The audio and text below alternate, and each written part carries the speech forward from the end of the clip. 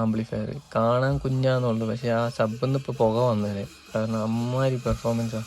ശരിക്കും പറഞ്ഞാൽ ഒരു 12 ഇഞ്ചൊക്കെ കൊടുക്കാൻ പറ്റും കേട്ടോ. 12 ഇഞ്ച് ഒരു 450 വാട്ട്സിൻ്റെ സബ്ബൊക്കെ കൊടുക്കാൻ പറ്റും. പിന്നെ ഹീറ്റൊന്നും ആവുന്നില്ല ആംപ്ലിഫയർ അങ്ങനെ. ഇത് ആ ഇൻഡക്ടർ ഇല്ലേ, അത് കുറച്ച് ചെറിയൊരു ഹീറ്റ് ഉണ്ട്, പക്ഷെ അത് അങ്ങനെയുള്ളതാണ്, നോർമലാണ്, അത് സീനില്ല. പിന്നെ ഇതിലേക്ക് കൊടുക്കാൻ പറ്റുന്ന വോൾട്ടേജ് മാക്സിമം 70 കേട്ടോ. ഞാനിപ്പോൾ 48 ആണ് കൊടുത്തിട്ടുള്ളത്.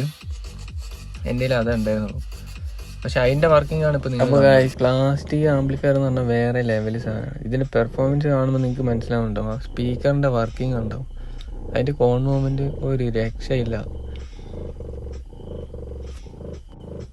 ഇതിൻ്റെ ഫുൾ വീഡിയോ ചാനലിൽ കിടപ്പുണ്ട്.